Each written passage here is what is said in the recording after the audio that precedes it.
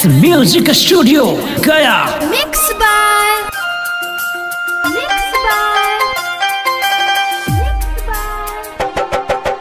DJ Rajeev समझ के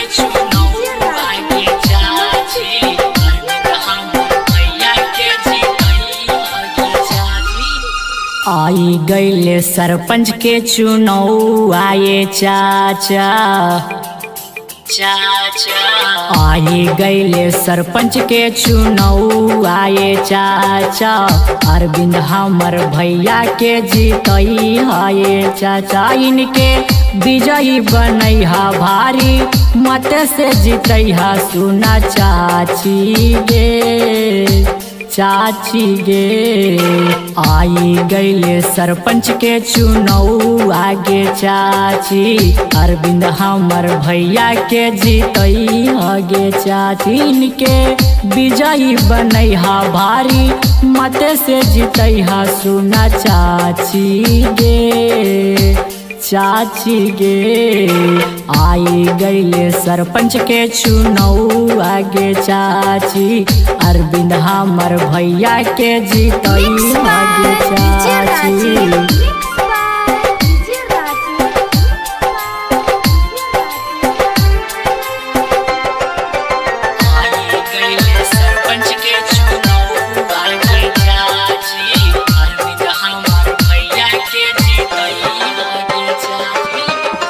येर की पंचायत से हाथिन गे दीदी सरपंच में खाड़ गे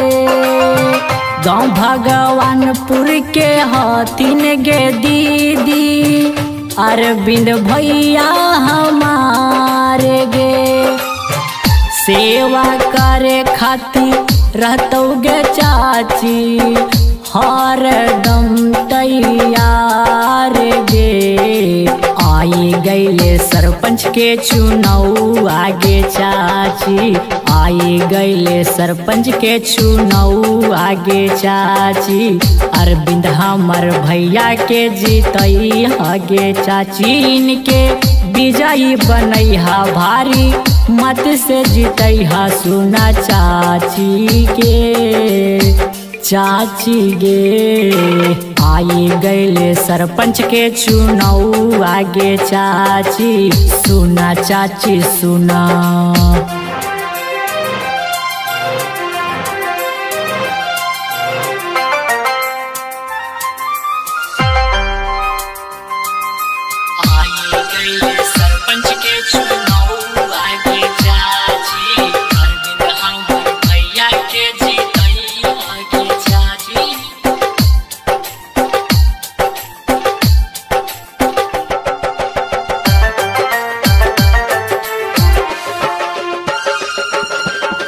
अब की सरपंच हमर हाथिन गे दीदी बड़ा दिलेदार गे शिक्षित सुयोग्य है सेवा के जोगे है अरविंद भैया हमारे गे गुड्डू तूफान के बात ना भूलई हा दीहा मिले के साथ गे आई गईले सरपंच के चुनाव आगे दीदी अरविंद हमर भैया के जीतई आगे दीदी इनके विजयी बनैहा भारी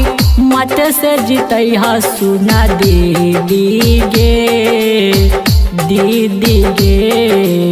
आई गईले सरपंच के चुनाव आगे दीदी अरविंद हमर भैया के जीतई आगे दीदी सुना दीदी सुना।